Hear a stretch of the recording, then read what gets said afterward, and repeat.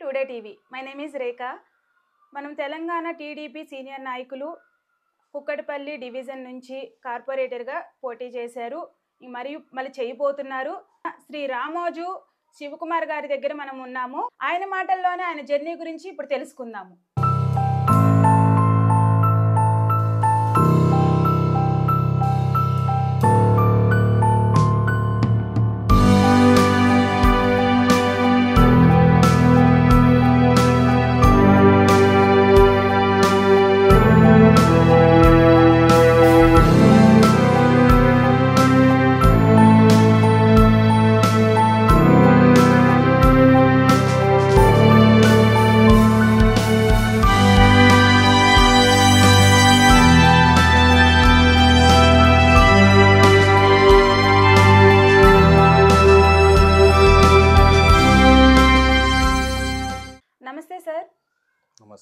Sir, మీ family యొక్క background గురించి, political background గురించి ఒకసారి మీ మాటల్లో మాకు చెప్పండి సార్. ముందుగా టుడే టీవీ ప్రేక్షకులకు అందరికీ నమస్కారం. నా పొలిటికల్ జర్నీ అనేది స్టార్ట్ అయింది అంటే మా మా ఫాదర్ నుంచే స్టార్ట్ అయింది. ఎందుకంటే మా ఫాదర్ కంపెనీ యూనియన్ లీడర్ నుంచి ఆయన తెలుగుదేశం పార్టీతోనే ఉన్నారు.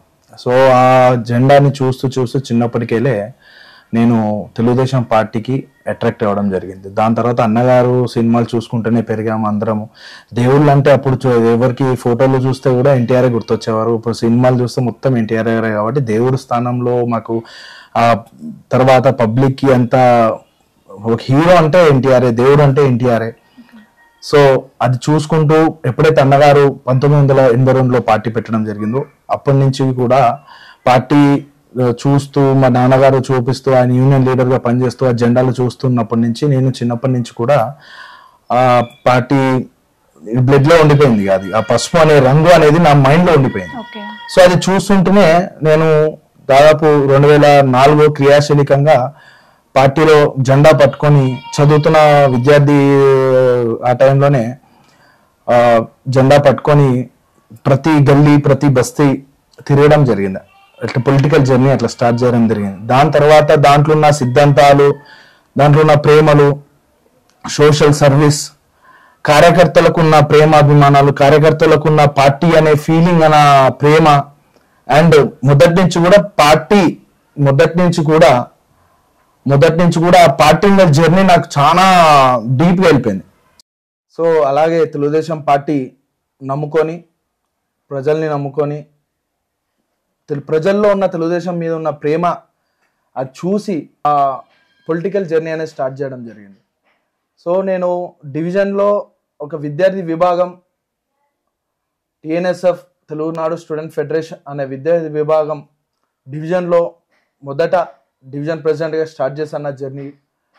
ప్రతి ఒక్క విద్యార్థిని అందరినీ కలుపుకుంటూ ప్రతి ఒక్క కాలేజ్ సమస్యలే కానివ్వండి, విద్యార్థులకు సంబంధించిన అన్ని సమస్యలు, కాలేజీలు, స్కూల్స్ అన్ని సమస్యలు పరిష్కరిస్తూ అటు మేనేజ్మెంట్ నుంచి ఇటు విద్యార్థుల మధ్యలో వారధిలాగా నించొని వాళ్ళ సమస్యలు పరిష్కరిస్తూ, అలాగే విద్యార్థులకు రావాల్సిన ఉద్యోగాలు ఏంటి డిఎస్సీలనే కానీ అన్ని సంబంధించిన గవర్నమెంట్తో ఫైటింగ్స్ కానీ ధర్నాలు కానివ్వండి, అట్లా డివిజన్ ప్రెసిడెంట్ స్థానం నుంచి రాష్ట్రంలో ప్రతి తెలుగుదేశం పార్టీ ఏ కార్యక్రమం ఇచ్చినా కూడా దానికి మేము కట్టుబడి ఇక్కడి నుంచి డివిజన్ నుంచి రాష్ట్ర ఏ జిల్లాలో కార్యక్రమం పెట్టినా కూడా ఉవ్వెత్తున ఇక్కడి నుంచి విద్యార్థులను తీసుకెళ్ళి కార్యక్రమం చేయడం జరుగుతుంది.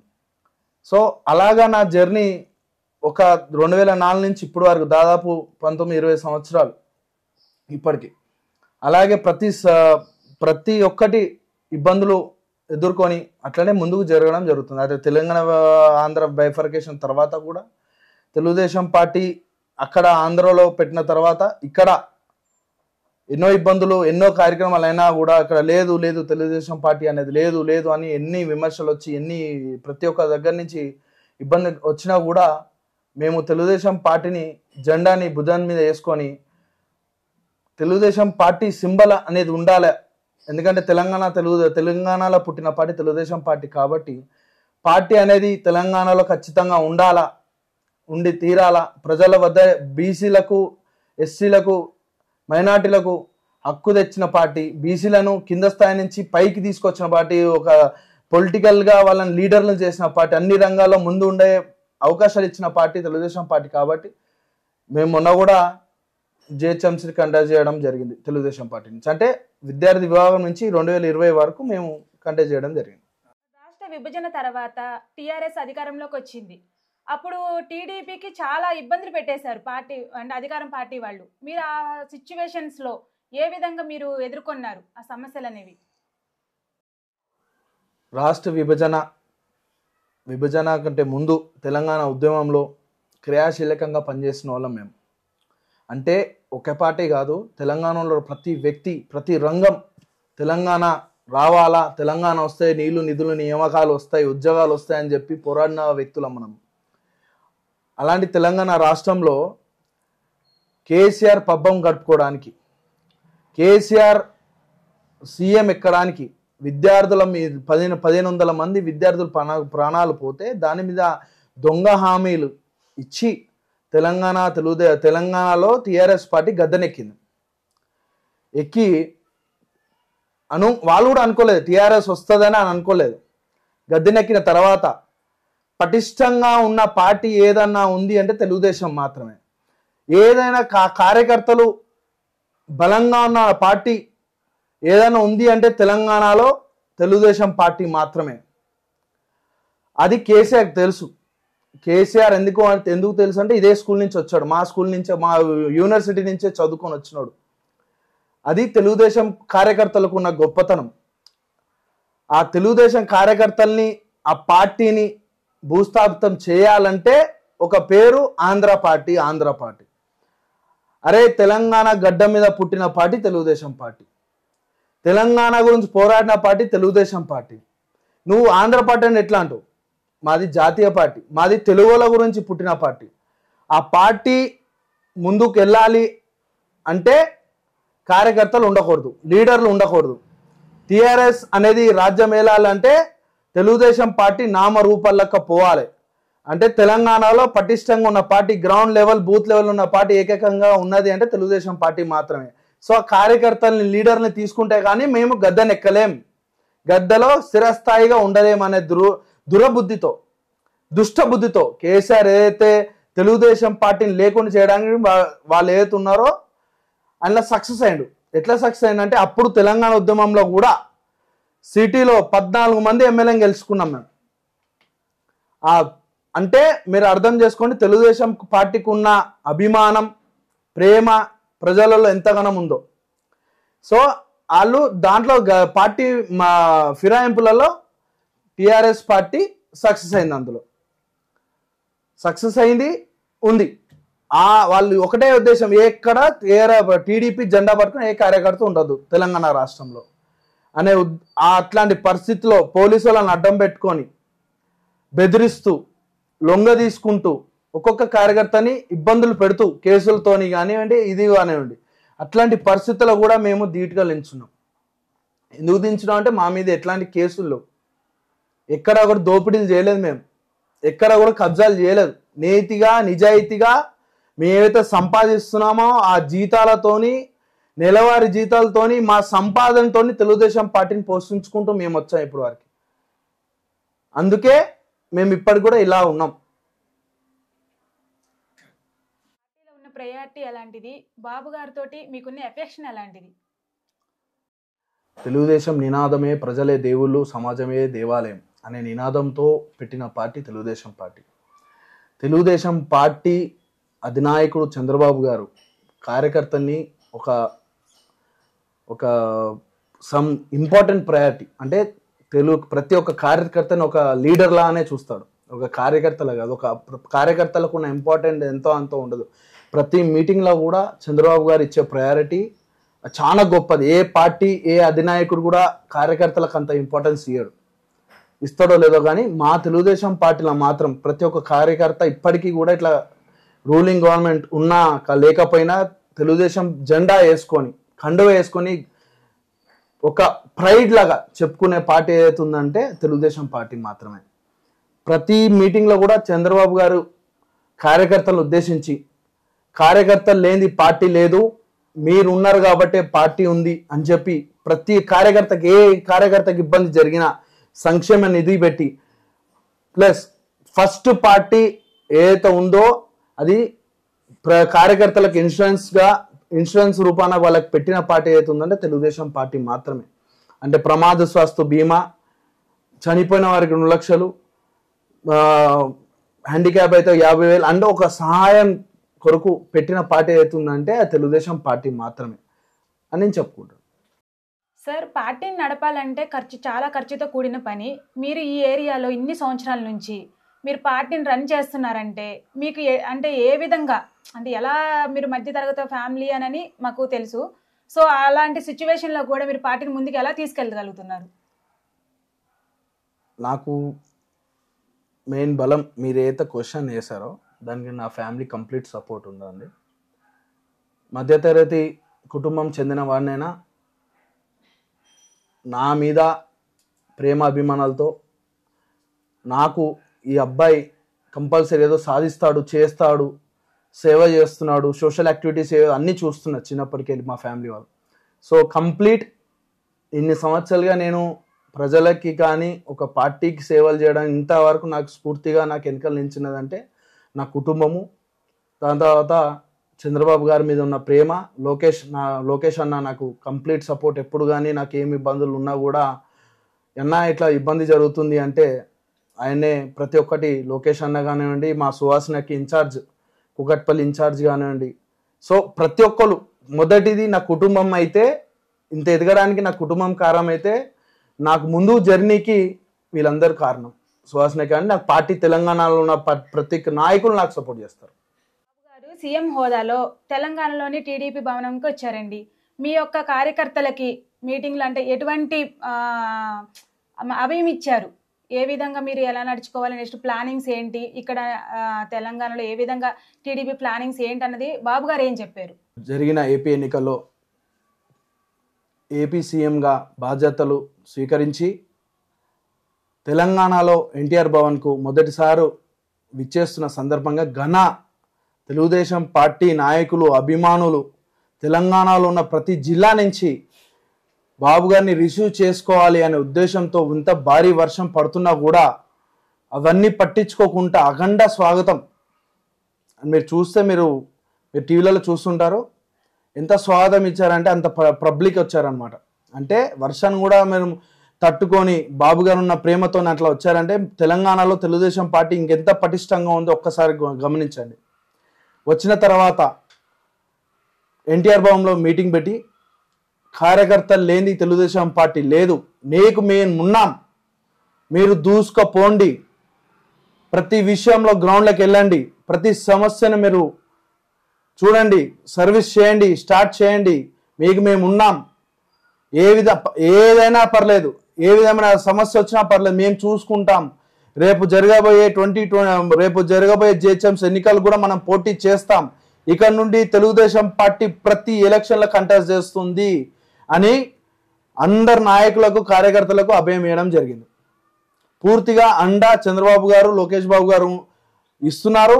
అండ్ ఇప్పుడు కొత్తగా అధ్యక్షుడిని కూడా నియమించే ప్రాసెస్లో ఉన్నారు. ఇప్పుడు శ్రావణ మాసం August 5 తర్వాత అది మేము కొత్త అధ్యక్షుడిని కూడా మేము బాబు గారు ప్రకటించబోతున్నారని చెప్పి మాకున్న సమాచారం. సార్, ఏపీలో తెలంగాణలో అంటే అధికారంలో పార్టీ లేదు, అయినా మీరు 2020లో మీరు కార్పొరేటర్గా మీరు పోటీ చేశారు, అంటే ధైర్యంగా పోటీ చేశారు. ఏ విధంగా, ఏ ధైర్యంతో మీరు పోటీ చేశారో మాకు చెప్పండి. ధైర్యం కావాల్సిన అవసరం లేదమ్మా. దాని గురించి మొదటి నుంచి కూడా తెలుగుదేశం మీద ఉన్న ప్రేమ, ప్రజల మీద ఉన్న ప్రేమ, మేము చేస్తున్న సర్వీస్. అండ్ కొత్తగా చెప్పాల్సిన లేదు, ప్రజలలో తెలుగుదేశం పార్టీ చిరస్థాయిగా ఉంది. కానీ కొంతమంది నాయకుల గురించి, ఇతర ఇబ్బందులు, వాళ్ళ బిజినెస్ల గురించి, వ్యాపారాల గురించి భయపడి వాళ్ళు పార్టీలు మారడం జరిగింది. కానీ తెలుగుదేశం పార్టీ నాయకులు, తెలుగుదేశం పార్టీ ఓటర్లు అందరూ సైలెంట్ ఓటర్సే. ఇంకా తెలుగుదేశం పార్టీ ప్రతి గుండెల్లో, పేదవాడి గుండెల్లో, ప్రతి ఒక్క గుండెల్లో ఉంది.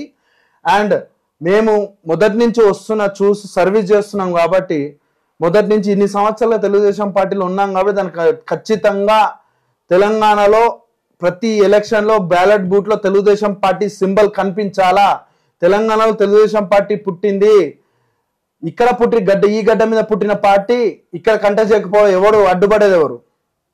మాకు హక్కు ఉంది, పోటీ చేసే హక్కు ఉంది.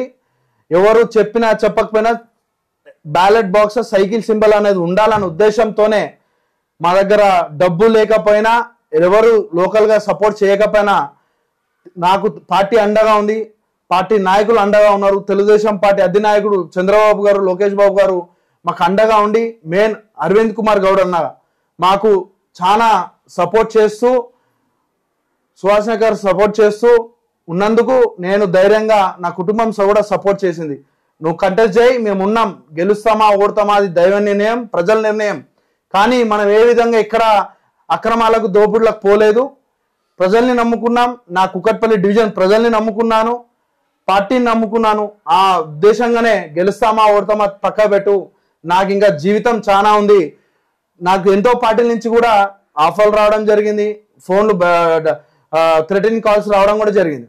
అయినా కూడా నేను ఒకటే అనుకున్నా, డబ్బు ఇవాళ ఉంటుంది రేపు పోతుంది, భయపడదు ఎట్లా, ఎవరు భయపడిస్తే ఏం పోయేదేం లేదు, కష్టపడదాం, ఇంకా చాలా వయసు ఉంది, పోటీ పడదాం, ఎన్నిసార్లు అయినా పోటీ పడదాం. కానీ ప్రజాక్షేత్రంలో ప్రజలు ఇచ్చే నిర్ణయమే చిరస్థాయిగా మేము ముందుకెళ్తాం, వాళ్ళకి సేవ చేసుకుంటూ ముందుకెళ్తాం. కాబట్టి కుకట్పల్లి డివిజన్ ప్రజలు నమ్ముకొని నేను పోటీ చేయడం జరిగింది. ఈ పార్టీలో పదవులు అనుభవించి అంటే అధికారము పొందిన వాళ్ళు మళ్ళీ వేరే పార్టీలోకి వెళ్ళిపోయారు, అంటే అధికారంలో ఉన్న పార్టీలోకి వెళ్ళిపోయారు. ఇప్పుడు మీ పార్టీ యొక్క అభివృద్ధి అనేది చాలా మళ్ళీ స్టార్ట్ అయింది, అంటే మళ్ళీ పుంజుకుంటుంది. అలాంటి టైంలో మళ్ళీ వాళ్ళు తిరిగి వచ్చే అవకాశాలు ఏమైనా ఉన్నాయా?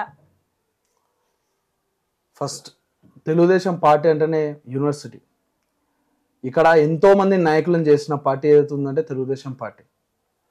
అంటే పార్టీ వాని బ్యాక్గ్రౌండ్ ఏంటి, కులం ఏంటి, మతం అంటే ఏం చూడలేదు తెలుగుదేశం పార్టీ. ఎవరైతే కార్యకర్త కష్టపడుతున్నాడో, ప్రజల గురించి కష్టపడుతున్నాడో, పార్టీ గురించి కష్టపడుతున్నాడో వాళ్ళకి నమ్మి టికెట్ ఇచ్చింది. అలా టికెట్ ఇచ్చి వాళ్ళ నాయకులను చేసి అధికారంలో పోస్టులు అనుభవించి ఇప్పుడు మొన్నటిదాకా అధికార మదంతో కానివ్వండి, డబ్బు మదంతో కానివ్వండి మా పార్టీలు మారారు. కానీ నేను తెలుగుదేశం పార్టీ అని ఏదైనా కానీ ఒకటే అంటది, వచ్చే వాళ్ళని రమ్మంటాం, స్వీకరిస్తాం, పొమ్మన వాళ్ళని మేము ఏమనలేం, మీ యువర్ విష్.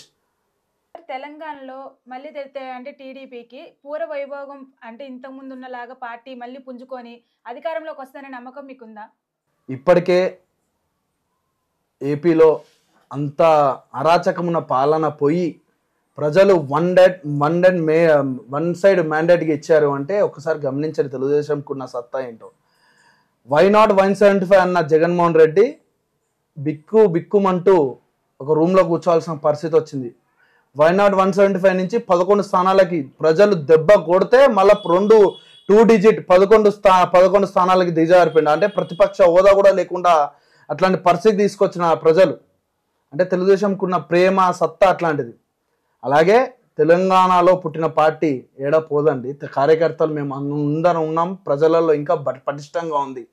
ఖచ్చితంగా రేపు రాబోయే ఎన్నికలలో కూడా కాంగ్రెస్, టీడీపీ, బీజేపీ ఇవి మాత్రమే ఉంటాయి, వేరే పార్టీ ఉండే సమస్యనే లేదు. అలాగే టీడీపీ ఖచ్చితంగా అగ్రస్థానంలో ఉంటుంది. రేపు రాబోయే ఎన్నికల నుంచి మీరు చూస్తారు, ప్రజలు అందరూ ఆల్రెడీ గమనించారు, ప్రజలకు కూడా తెలుసు. మీరు నాకంటే ముందు ప్రజలను అడగాల్సిన క్వశ్చన్ అది. ప్రతి ఒక్కరికి తెలుసు టీడీపీ సత్తా ఏంటో. మేము చాలా గర్వంగా ధైర్యంగా ఉన్నాం. రేపు పొద్దున జెండా రెపరెపలాడుతుంది. ప్రతి ఇంటి మీద ప్రతి దగ్గర తెలుగుదేశం పార్టీ జెండా రెపరెపలు ఆడే విధంగా మేము ముందుకు తీసుకెళ్తామని చెప్పి అనుకుంటున్నాం.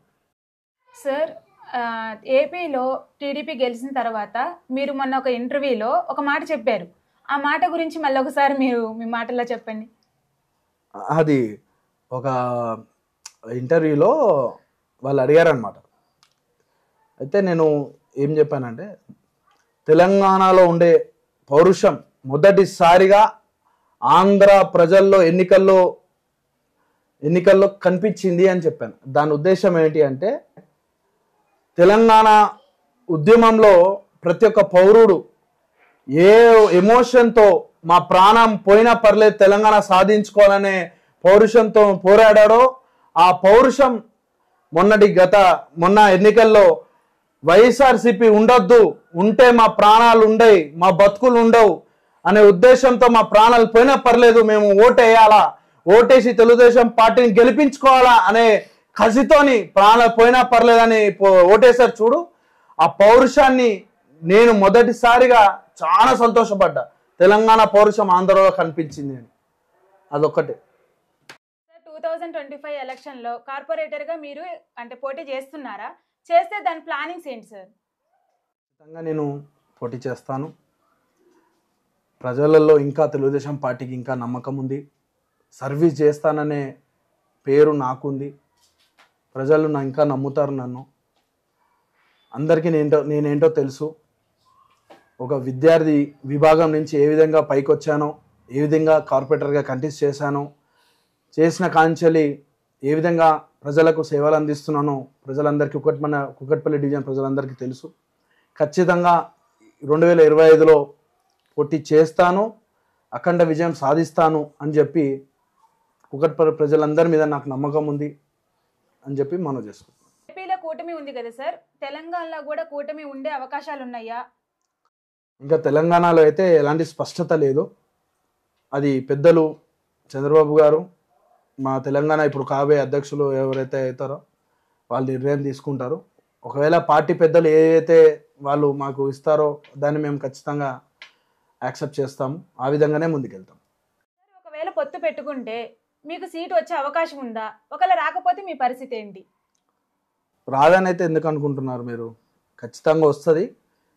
పార్టీ ఖచ్చితంగా ఏదైతే క్యాండిడేట్ మొత్తం బయోడేటా బ్యాక్గ్రౌండ్ అంతా చూస్తుంది. మేము చేసిన కష్టము, మేము చేసిన సర్వీస్ అన్నీ చూస్తుంది. ఖచ్చితంగా పార్టీ ఏ విధమైన మాకు ఆదేశాలు ఇస్తుందో ఖచ్చితంగా మేము శిరసా వేస్తాం.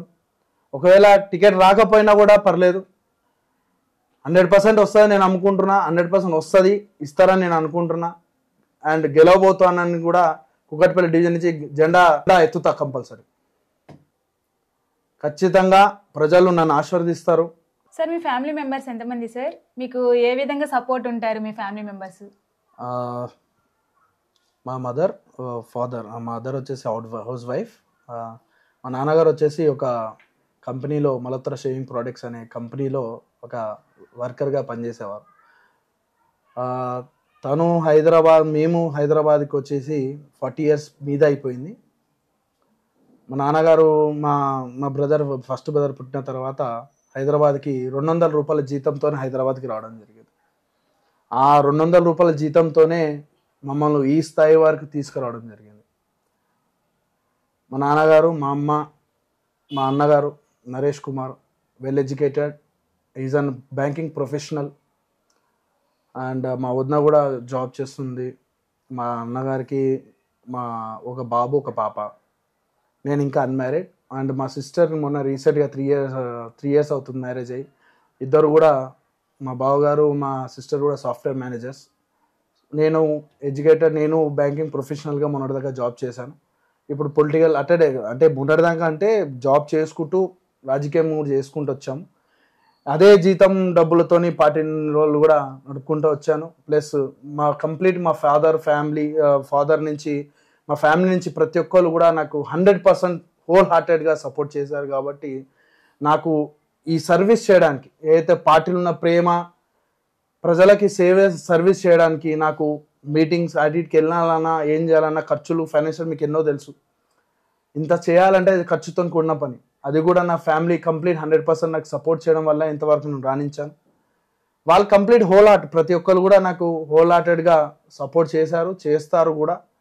ఆ నమ్మకాన్ని నేను కాపాడుకుంటూ, ప్రజలు ఏదైతే ఆ నమ్మకం ఉందో, ప్రజలు నాకు ఏదైతే నమ్మకం ఇచ్చారో ఆ నమ్మకం పెట్టుకున్నారో, అండ్ నాతో పాటు నడిచే నా తమ్ముళ్ళు, నన్ను నమ్ముకొని ఉన్న పెద్దలు, తమ్ముళ్ళు ఎవరైతే నా పార్టీ, నేను శివన్న అని చెప్పంగానే, నేను ఇట్లా పిలవంగానే శివన్న పిలిచి నన్ను ఒక్క మాటతో ఎంత దూరం ఉన్నా కూడా నాతో పరిగెట్టుకుంటూ వచ్చే నా తమ్ముళ్ళు ఉన్నంత వరకు, నన్ను నమ్ముకొని వీళ్ళు ప్రేమాభిమానులు, పెద్దలు, చిన్నలు ఎవరెవరైతే ఉన్నారో వాళ్ళందరినీ ఉన్నంత వరకు నేను ఉంటాను. వాళ్ళ గురించి కష్టపడతాను, పార్టీ కష్టపడతాను.